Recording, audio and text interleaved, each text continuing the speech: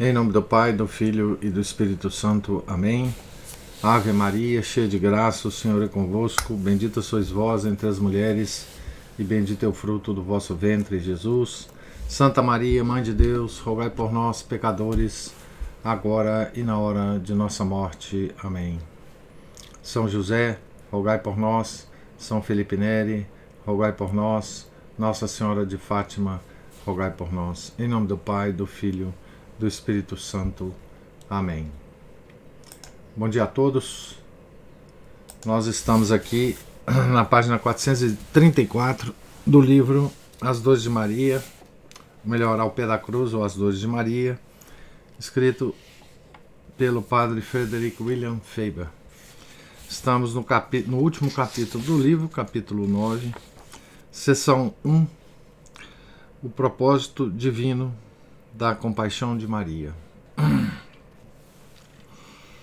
Primeiramente, portanto, devemos considerar o propósito divino da compaixão de Maria. É muito questionável que possamos dizer que algo no trabalho de Deus é mero ornamento. Há algo na ideia de mero ornamento que parece destoar da realidade de Deus, de sua magnanimidade, de sua simplicidade, de sua adorável realidade. Supor que as dores de Maria sejam um simples patos ornamental acrescido à encarnação, ainda que tenha por finalidade sacra excitar alguns graus adicionais de amor, suscita questões a respeito do caráter e das perfeições de Deus, de sua ternura para com suas criaturas e do seu significado misericordioso que há em cada dor e na dor de toda a criação. É difícil ver como aquele que sustenta tal ponto de vista acerca das dores de Nossa Santa Senhora pudesse ser escusado de grande desrespeito ou até de blasfêmia implícita. Deus certamente tinha um propósito para elas. Tem um propósito em tudo o que ordena. Mas esse propósito, em aspecto tão marcante da encarnação, como o é o destino indizivelmente lamentável da Mãe de Deus, há de ter sido proporcionado à magnitude do mesmo mistério e à daquele mistério maior de que era parte. Não poderia ter sido uma simples paixão. Com Deus não poderia ter martirizado uma de suas criaturas tão somente para dar tom poético à intensa realidade do Calvário. Nem poderia ter sido uma mera lição para nós. Muito de sua compaixão não é imitável por nós e está muito além de nosso alcance, muito além de ser compreensível para nós, muito distante, pois, de nosso entendimento.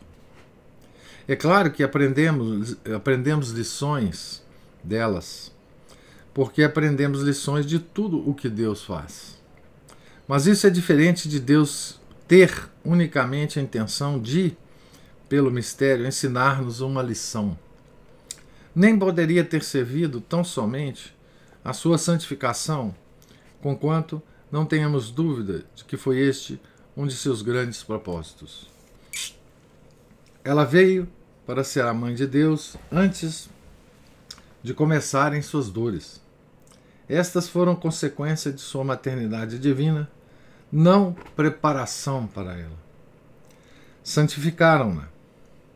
De fato, eram, em um sentido especial, a santificação de alguém que, por imaculada, não poderia ser santificada como os santos, através da luta, da propensão má e da tentação interior.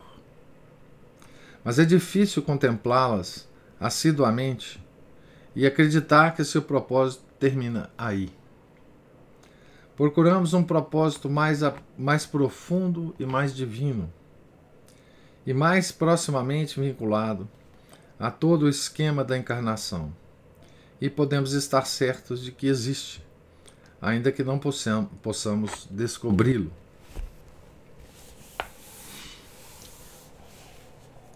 Então, aqui o Padre Faber reflete sobre o propósito das dores de Maria, né?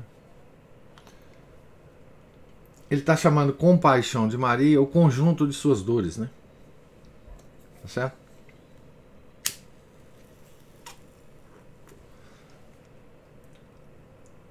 E ele nos coloca, primeiro, que há de haver um propósito em tudo que Deus faz, né? E como Deus fez isto, há de haver um propósito. O propósito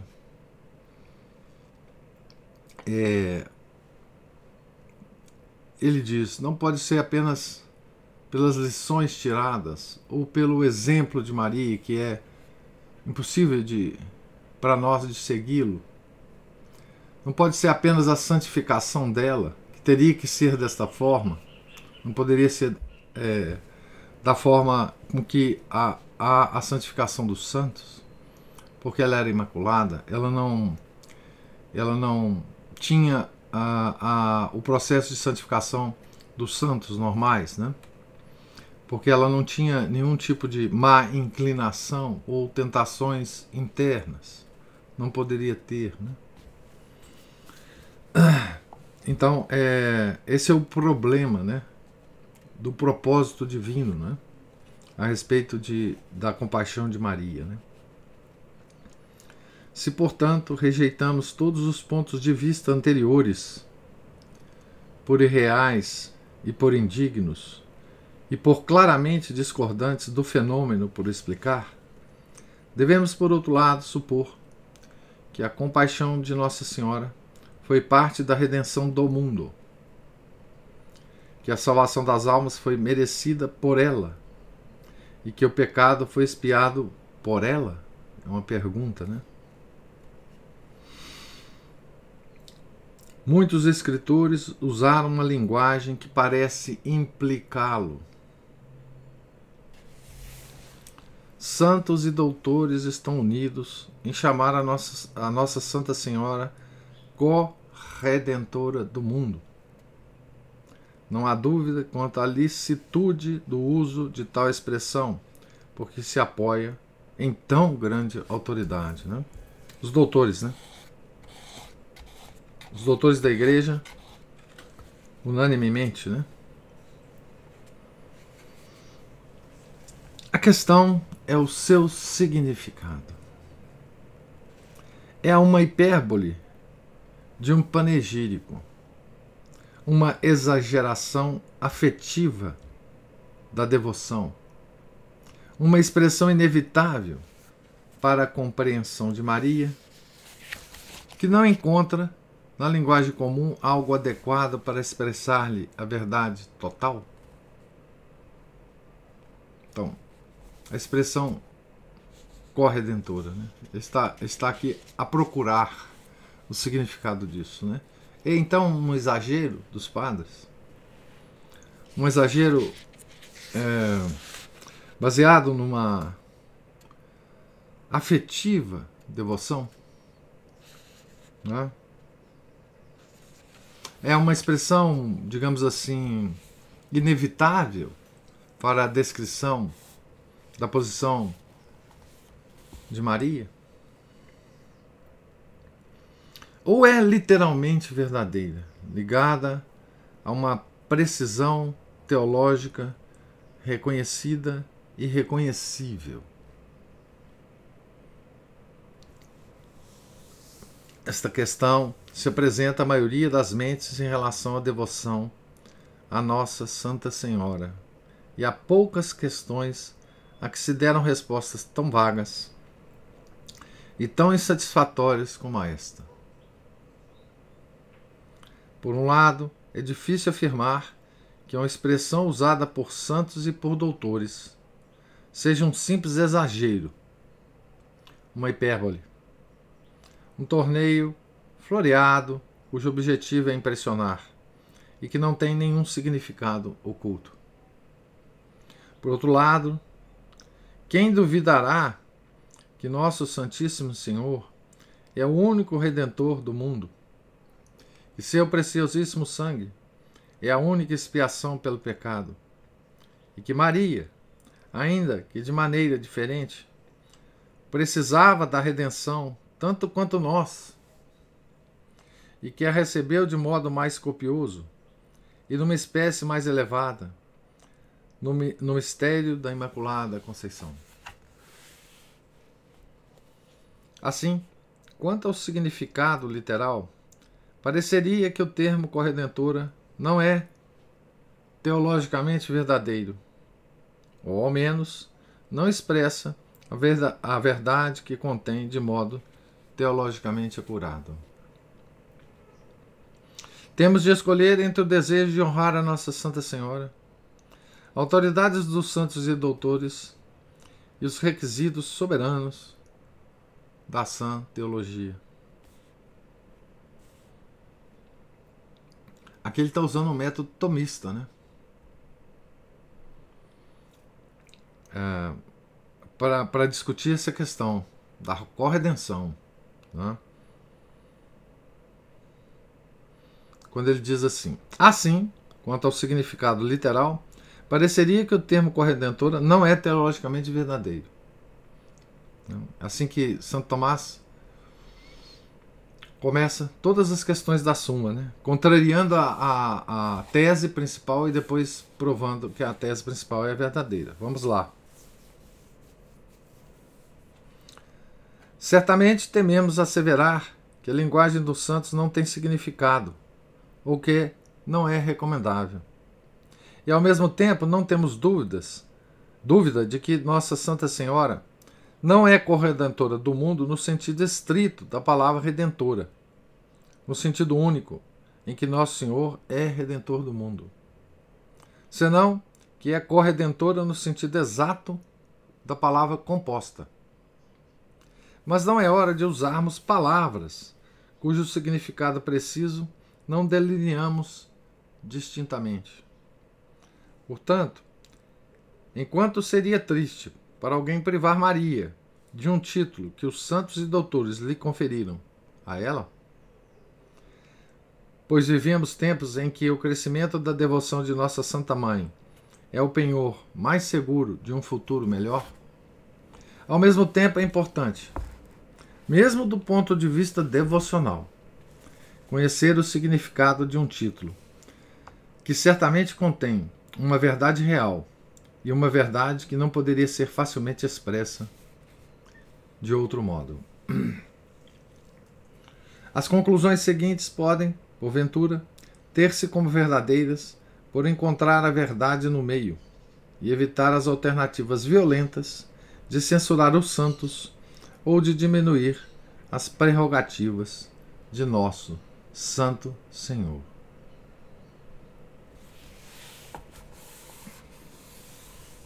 Então, aqui ele expressa uma ideia interessante, né, sobre a expressão corredentora. Nós estamos, então, entre duas coisas, não é? Com essa expressão. Primeiro, os santos e doutores da Igreja são unânimes ao usar essa expressão. E depois, essa expressão parece diminuir as prerrogativas de nosso Senhor Jesus Cristo, né?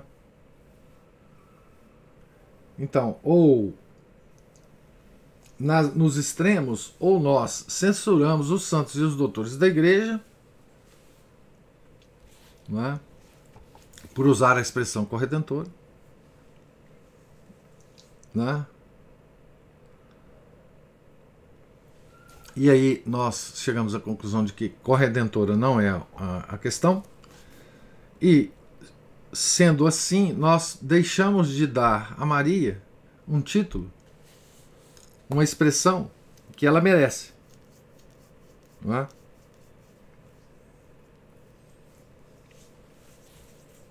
Então vamos ver aqui o que ele nos diz, né? sobre as conclusões. São 5 conclusões. Primeiro, nosso Senhor é o único Redentor do mundo, literalmente falando.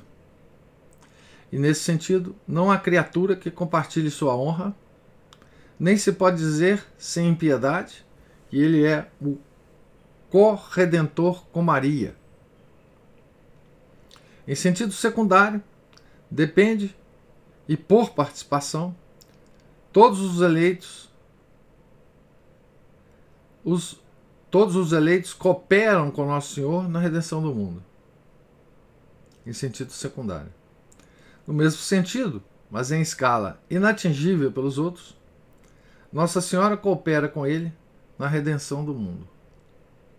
Quarto, além disso, independentemente de suas dores independentemente de suas dores, ela coopera na redenção em um sentido e de uma maneira em que outras criaturas não poderiam participar. Ademais, quinta e última conclusão, por suas dores, ela cooperou na redenção do mundo de modo único e peculiar.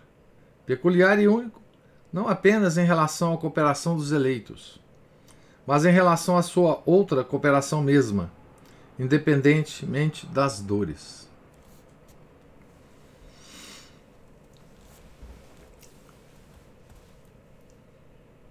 Estes 5 pontos parecem pôr a questão de maneira razoavelmente clara. Então aqui, veja bem que coisa interessante, né? Primeiro, fica claro que Nosso Senhor é o único Redentor. Não é? Segundo, em sentido secundário, né? Depende e por participação, todos os eleitos cooperam com Nosso Senhor na redenção do mundo. Né? Todos os eleitos. No mesmo sentido, Nossa Senhora coopera com ele na redenção do mundo, mas em escala muito superior a todos os outros eleitos, né? Tá certo? E aí, a quarta e a quinta conclusão pertence apenas a Nossa Senhora, né? Além disso, independente de suas dores, ela coopera na redenção em um sentido de uma maneira em que outras criaturas não poderiam participar. Ademais, por suas dores, ela cooperou na redenção do mundo de um modo único e peculiar. Peculiar e único não apenas em relação à cooperação dos eleitos, mas em relação à sua outra cooperação mesma, independente das dores. Esses 5 pontos parecem pôr a questão de maneira razoavelmente clara. Não nos parece necessário dizer nada do primeiro ponto, que Nosso Senhor é o único Redentor. Né? É de fé que Nosso Senhor redimiu o mundo sozinho. Os eleitos cooperam com ele nesse trabalho, como membros seus. São as tais causas segundas. Né? Pelo mérito, tornam-se seus membros pela graça redentora. Isto é, pela aplicação às suas almas da redenção única. Pelo mérito dele, adquirem capacidade de merecer. Suas obras podem satisfazer pelo pecado, pelos pecados dos outros e por seus próprios pecados, graças à sua união com ele. Isso é por parte dos eleitos, né? Assim, para usar a linguagem de São Paulo, pelo sofrimento santificado e por penitências voluntárias, completam-se em seus corpos o que falta aos sofrimentos de Cristo, por amor a seu corpo, que é a Igreja. Essa é a expressão perfeita, né, de São Paulo. Assim, pela comunhão dos santos, com sua cabeça, Jesus Cristo, o labor da redenção realiza-se perpetuamente ao passar pela cruz de Nosso Senhor. A cooperação dos eleitos com Nosso Senhor, Redentor, não é simbólica ou figurativa, mas real e substancial. Há um sentido secundário em que os eleitos merecem a salvação de outras almas, e segundo o qual expiam o pecado e evitam seu julgamento. Mas tal não se dá senão pela permissão, pela adoção divina, pela participação, pela subordinação ao único e completo Redentor de todos, que é Jesus Cristo. No entanto, todos os santos juntos nem sequer se aproximam da santidade de Maria. Ela tem mérito infinito se comparado ao deles. Os martírios e as dores destes são pequenos quando postos ao lado dos dela. Assim, em outro sentido, a cooperação dela excede-o em escala imensurável, de tal modo que sua cooperação com Nosso Senhor lança a cooperação deles na sombra. Por causa disso, ela é chamada verdadeiramente corredentora, o que seria muito menos aplicável aos santos. Então aqui ele começa a desvendar, né, o mistério desse título, né, de corredentora. Mas isso não é tudo. Ela cooperou com Nosso Senhor na redenção do mundo em outro sentido. Em um sentido que só poderia ser simbolicamente verdadeiro quanto aos santos, não a ela. Seu livre consentimento foi necessário para a encarnação, tão necessário como o livre-arbítrio para a obtenção dos méritos segundo os conselhos de Deus. Ela deu-lhe, a ele, Deus, o sangue puro, no qual o Espírito Santo lhe formou a carne, os ossos e o sangue. Ela deu-lhe seu ventre por 9 meses, alimentando-o de sua própria substância. Ele nasceu dela, recebeu dela todos os ofícios maternais que, de acordo com a lei comum, eram necessárias à preservação de sua inestimável vida. Ela exerceu sobre ele a plenitude da jurisdição pátria. Ela consentiu na paixão, e conquanto não pudesse negar tal consentimento, porque já estava originalmente incluso no consentimento à encarnação, ela todavia não o negou, e por isso foi ao Calvário como uma oferta livre ao Pai. Esta é uma cooperação diferente do sentido anterior. E se a compararmos à cooperação dos santos, que Maria supera sozinha, veremos que esta sua singular cooperação foi indispensável para a redenção do mundo, tal qual realizada na cruz. As almas poderiam ser salvas sem a cooperação dos santos. A alma do bom ladrão foi salva sem nenhuma cooperação além da de Maria. E se Nosso Senhor não o desejasse, o ladrão não poderia ser salvo. Mas a paternidade divina foi indispensável. Sem ela, Nosso Senhor não poderia ter nascido como nasceu. Não poderia ter um corpo para sofrer, e vários outros propósitos divinos se desviariam, ou até se frustrariam, ou ocorreriam de outra maneira. E foi através do livre-arbítrio e do livre consentimento de Maria que tais coisas fluíram como Deus quis que fluíssem. Belém e Nazaré e o Calvário procediam de seu consentimento, um consentimento de modo algum obrigado por Deus. Mas não só a cooperação dos santos não é indispensável, senão que nenhum santo individual é indispensável para essa cooperação. Outro apóstolo poderia ter caído, Metade dos mártires poderia ter sacrificado aos ídolos.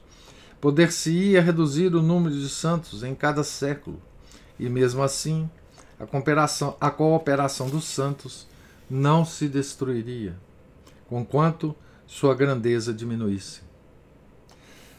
Sua existência depende do corpo e não dos membros separados.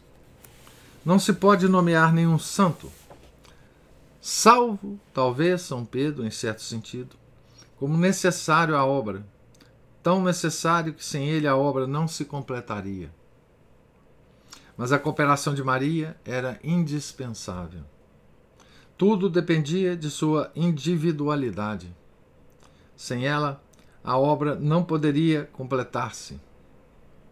Por último, foi a cooperação de todo diferente da dos santos. A cooperação destes não é senão continuação e aplicação da redenção suficiente já realizada, enquanto a dela era a condição necessária para a realização da redenção.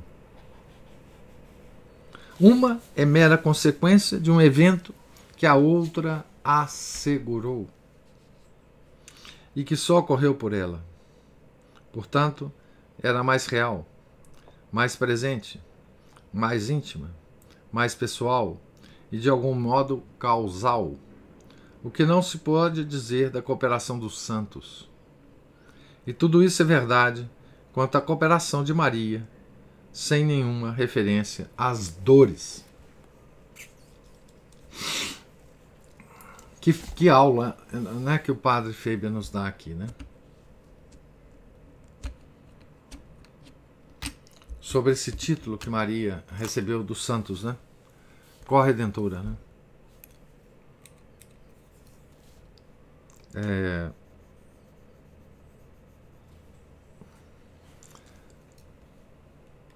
Então, ele, no início do trecho que eu acabei de ler, né, ele expõe toda a dificuldade do termo, né?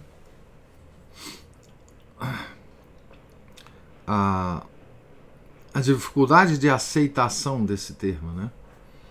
Esse termo parece, em princípio, diminuir a obra de Nosso Senhor, né?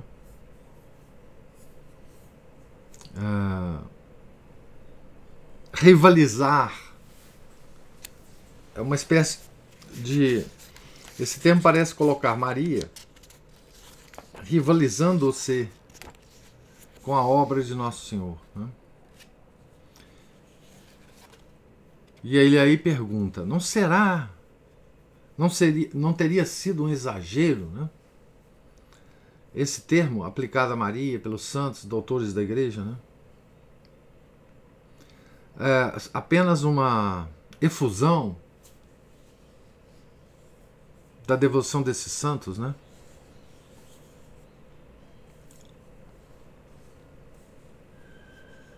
E,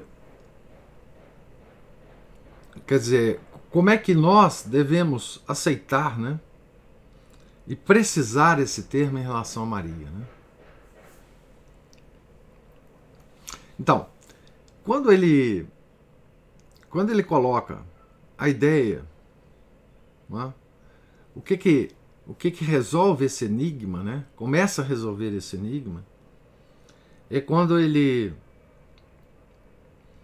chama a nossa atenção para o fato de que os santos, os eleitos, ele chama os eleitos, né? Os eleitos têm um papel de corredenção, né? Deus usa os eleitos, né? Os eleitos são aqueles que são filhos adotivos de Deus pela graça, né? São recebidos por Deus como filhos, né? Pela graça. Então, esses eleitos se tornam corredentores. Eles podem, ou eles têm a prerrogativa de fazer penitências para os próprios pecados deles e também para os pecados dos outros, né? As suas penitências, as suas orações satisfazem pelo pecado, né? Tá certo? esse fato é que está na base, né, das indulgências que nós podemos ganhar para as almas do purgatório, por exemplo, né? Então, quando ele, digamos assim, estende o termo além de Maria,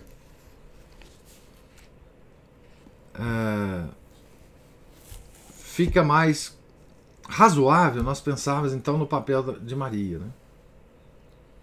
Então, e aí ele conclui muito sabiamente, né, Padre Faber, com a seguinte ideia: bom, os santos, eles conseguem satisfazer pelo pecado dos outros, né, pela graça da redenção que já ocorreu. Agora, Maria está numa posição muito diferente. Maria tem uma relação causal com a redenção, por causa do seu sim, né? Fiat mihi secundo verbum tuum, né? Então, ela, de alguma forma, está na causa da redenção, através da qual os santos têm esse papel de corredentores, os eleitos, né? Então, quando nós chamamos Maria de corredentora, é muito diferente de quando nós chamamos os eleitos de corredentores, né? Aquela expressão de São Paulo, né, que as dores de Nosso Senhor se completam, né, na sua igreja, nos seus membros, né? Bom, mas é porque a redenção já aconteceu, né? Mas com Maria era diferente, né? Maria foi redentora num processo que ainda não existia a redenção, ainda não tinha se completado a redenção, né? Ela ofereceu o seu corpo, o seu ventre, ela exerceu autoridade, pátria, né, sobre Nosso Senhor Jesus Cristo. Ela consentiu na paixão e ela viveu a paixão, né? E todos esses argumentos que o Padre Faber levanta, né, e ele expressa isso aqui, né? E tudo isso é verdade quanto à cooperação de Maria, sem nenhuma referência às suas dores. Então, ele justifica esse título de Nossa Santa Senhora, mesmo sem levantar o argumento das dores, né? Tá certo? Então, ele vai levantar o argumento das suas dores. Na próxima leitura que a gente fizer, nós vamos ver isso, né? Mas, mesmo sem levantar o argumento de suas dores, é possível justificar esse termo usado pelos santos, que nos parece exagerado, né, para a Nossa Santa Senhora de Corredentora. Eu vou parar aqui, né, na página 440, no meio da página, e vou fazer só um último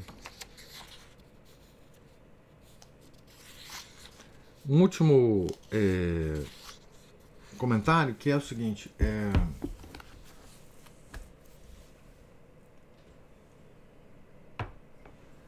primeiro,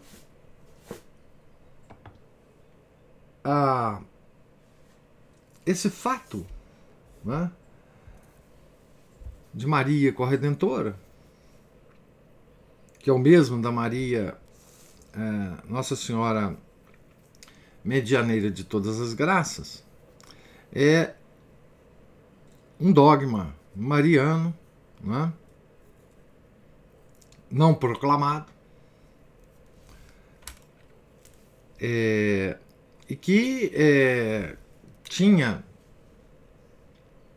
quer dizer, que era um dogma cuja proclamação era esperada pela igreja,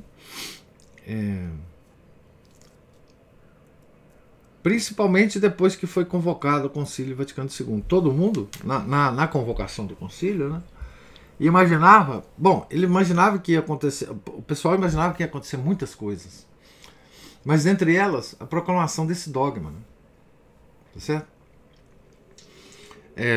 Mas a história foi muito diferente, não vem o caso aqui, e esse dogma não foi proclamado, né? Segunda coisa é que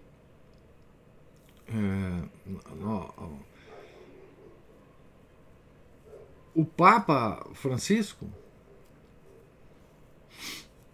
em algum momento, há um ano, 2 anos atrás, né, fez algumas observações denegrindo o conceito desse dogma, né? Como que ele não tem poder sobre isso, mas como que retirando esse título, né, de corredentora de Nossa Senhora, né, com um argumento infantil, né, de que ela não poderia ser redentora porque ela era apenas uma criatura de Deus, né?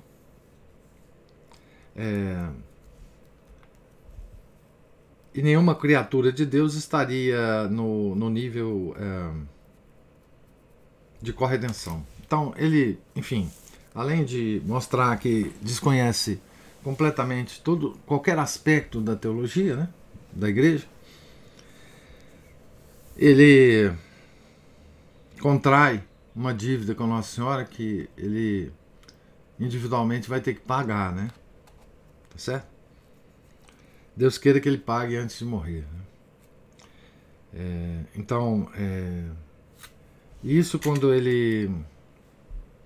Isso foi comentado, eu não sei se vocês chegaram a ver, eu poderia até recuperar aqui para mostrar para vocês, mas esse negócio é um negócio tão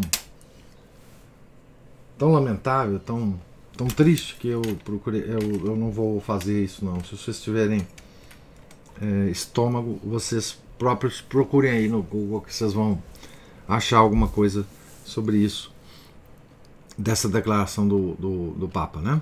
Tá certo? Então agora eu queria ouvir comentários e observações, se existirem, de vocês sobre a leitura de hoje.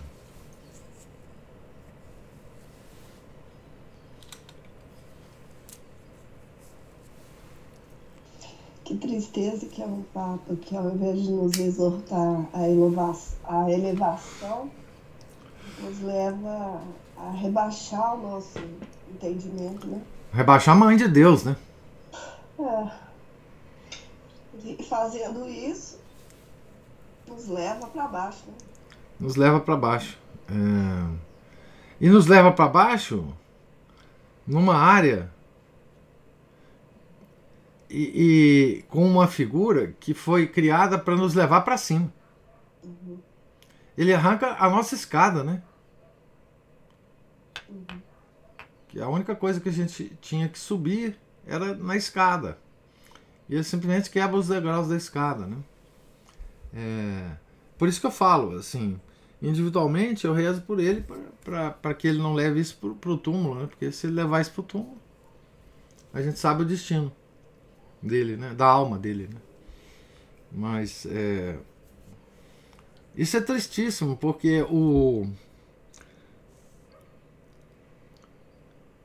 o entendimento profundo da corredenção é absolutamente fundamental para a nossa devoção.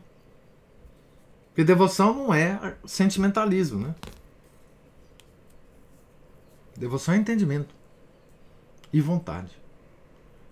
Então, nós devemos honrar Nossa Senhora por entendimento e por vontade, não por sentimentalismo.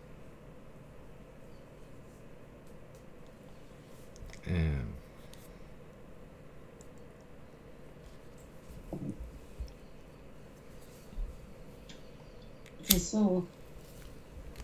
Sim, Cristina. certa vez, numa de suas aulas, o senhor, ao leitura, o senhor falou de Nossa Senhora, no sentido de que a corredenção dela nos aproxima,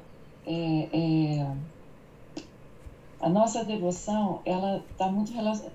Eu não sei se foi uma aula, professor, agora de manhã eu sou meio lenta para raciocinar, mas a humanidade de Nossa Senhora é o que nos dá uma noção da nossa possibilidade. Isso.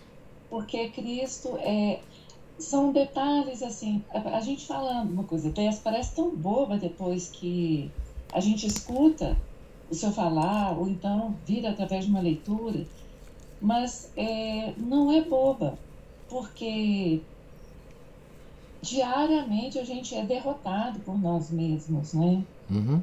Nós fazemos um propósito de manhã cedo, quando chega no final da noite, você vê que já caiu tudo por terra. Não fizemos nada que planejamos. Impressionante. Isso eu falo em termos de um cultivo da nossa alma, dos nossos atos, né? É incrível, assim, quando a gente tem uma vida devota, o início da vida de devoção é um início de derrota, né? Derrota. E a gente, às vezes, se sente fraca e com vontade de desistir mesmo. E parece que assim, a oração de Nossa Senhora, a Nossa Senhora, ela tem um condão de nos pegar com uma, eu falo assim, uma proximidade, né? Eu estou falando aqui de uma percepção, não estou falando de coisa intelectual, estou falando de uma percepção, é uma proximidade. E quando a gente ouve essa explicação que ela era simplesmente um ser humano como nós, e houve nela uma possibilidade, porque Nosso Senhor era Deus e era homem, ele era Deus. Então, nós não somos Deus, né? Apesar de querer fazer a gente acreditar isso, né? Mas quando você põe sua cabeça em ordem é assim, é voltar para as verdades verdadeiramente católicas. E reais. Da realidade das coisas. A realidade das coisas. Nós somos seres caídos e pecadores. E quando a gente, às vezes, pode até entrar em desespero de falar assim, mas não tem jeito para mim, porque você cai. Porque a gente vai entendendo o pecado, né? Na medida que você vai entrando na sua fé, você vai entendendo o pecado. E assim, como não contar com Nossa Senhora e também com os santos? Né? E aí, com os anjos, quer dizer, Cristo está muito acima disso. Mas os anjos também estão para nós, né? Claro que nós temos que contar com eles. O nosso anjo da guarda e tudo, né? Mas eles são puro espírito, né? Então é isso, professor. Há uma lógica na nossa fé que, ou aquele Erasmo Rotterdam, ele começa o livro dele, Elogio da Loucura, falando assim: digam tudo quanto queiram de mim aqueles que mais são loucos. Então, assim, digam tudo quanto queiram de Nossa Senhora aqueles que são malucos. A gente não acredita nisso, a gente acredita no que é verdade mesmo em relação a ela. É a nossa mãe e nossa redentora, nossa corredentora. Isso. É medianeiro, né? É medianeiro de todas as coisas. É a misericordiosa que a nossa advogada, que a gente roga por ela nas horas mais, né, difíceis. Exatamente. E essa proximidade que o fiel sente de Nossa Senhora, porque Nossa Senhora não é Deus, simplesmente por isso, porque ela é uma criatura como nós, exceto no pecado, é que nos fortalece, né? Nós estamos conversando, quando nós estamos fazendo oração à Nossa Senhora, com uma criatura de Deus, né? De carne e osso, porque os anjos também são criaturas de Deus, mas eles são por espírito, eles têm uma natureza diferente, né? Mas Nossa Senhora não. Nossa Senhora teve corpo, teve dores no corpo, teve tudo, né? Então, essa figura que Deus nos deixou na cruz, né? Como nossa mãe, esse ato de Nosso Senhor nos dando Nossa Senhora como mãe, foi uma das coisas mais importantes da paixão, né? Porque ele não nos deixou órfãos, né? Uma das palavras de Nosso Senhor na cruz, né, foi essa, nos deixar Nossa Senhora como mãe. Então ele transferiu a maternidade, que era a posse dele, que Maria era mãe dele, ele transferiu, e Deus pode fazer isso, né, essa maternidade para nós, né? Então, assim, nós nos sentimos muito próximos de Maria, os devotos dela, né? E olha que tudo que você falou, Cristiano, não tem nada de sentimental. Não tem nada de sentimental. Não há sentimentalismo nessa devoção. Não pode haver sentimentalismo na devoção. Afeição, sim, muita afeição. Mas não sentimentalismo, né? E isso que é fundamental a gente recuperar, né, essa devoção a Maria, para quem nem sempre teve essa, e recuperar civilizacionalmente essa devoção, né, essa afeição, esse elo que nós temos que ter com nossa mãe, né? Por isso que não é opcional a devoção a Maria, como é opcional a devoção aos santos. Não é opcional, né? Não é possível a nossa salvação sem essa devoção, que é um movimento dos atributos superiores da alma, intelecto e vontade. Então, quanto mais nós lemos os santos sobre Maria, quanto mais nós entendemos a relação de Maria conosco, quanto mais nós entendemos essa oferta que Nosso Senhor fez da sua mãe a nós, entendemos intelectualmente, mais a nossa devoção se solidifica, né? Mais a nossa confiança na oração que nós fazemos a ela aumenta, né? Então, a oração a Maria, o terço, o rosário, essa oração ela tem fundamento no intelecto e na vontade, não no sentimentalismo, né?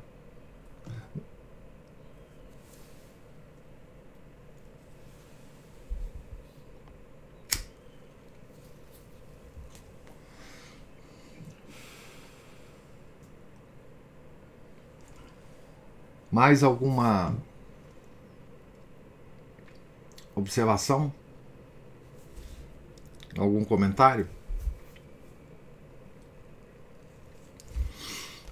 Então, nós estamos então aqui na página 440.